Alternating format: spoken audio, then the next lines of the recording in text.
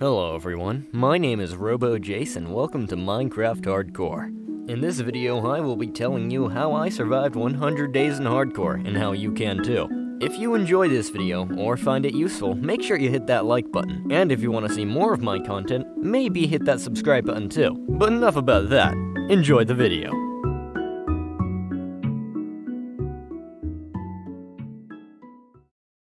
The first thing we should talk about in this video is what makes Minecraft Hardcore so hard. Well, there are a few things. Number one would be the fact that it is permanently set on the hard difficulty.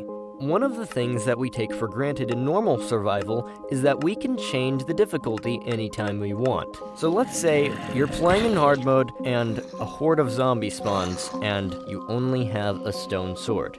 You can change the difficulty to peaceful and all the mobs will despawn. You do not have this option in Hardcore. The next thing will be the fact that if you die, you can't play anymore. It's pretty self-explanatory. Once you die, you are forced into spectator mode, forever.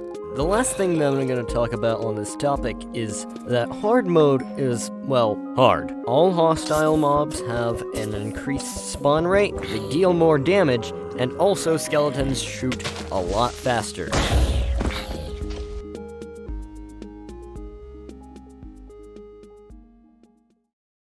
My first 10 days were by far the most difficult, being that I had to get all of the basic things that I needed for survival. The only thing that I really wanted to find was a village, because they have iron golems. Once I found my village, I had accomplished my goal, but I wasn't done there. As I said before, I needed a decent food source, so I made a cow farm. By this time, I had already had enough iron to make a full set of iron armor. The last thing that I really needed was a mine, so I could get diamonds, of course. My number one priority for the next couple days was to get a fully enchanted diamond pickaxe, so I made a villager breeding house, so I could get enchanted books. Since I don't want to bore you, I won't be showing you the hour of footage that I have of me looking for good villager trades and mining. Instead, I'll just show you this.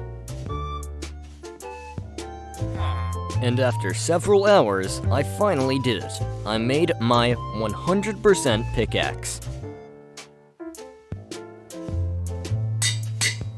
And after that, everything went really quickly. I got a full set of diamond armor, I went to the nether, I made my pickaxe netherite, and I made a fully enchanted netherite sword.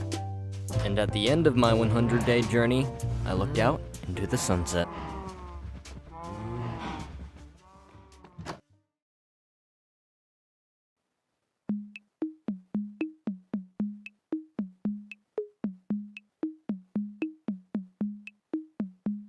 There are many different tactics when it comes to hardcore survival, and any of them could work, but I am going to tell you 3 tips that could be very important for your playthrough. Also, while I talk, here's some footage of me creating a new hardcore world and playing for a little bit. Alright, tip number 1 is know what you want to do and when you want to do it. This tip is mostly so you can progress a little bit faster. It's not necessary, but it's definitely helpful.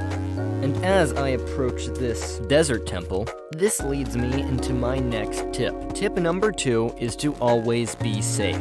Even when you think you are going to be okay, you always have to remember that you are playing hardcore mode, and at any moment, you can lose all of your progress, which is why you have to always be safe.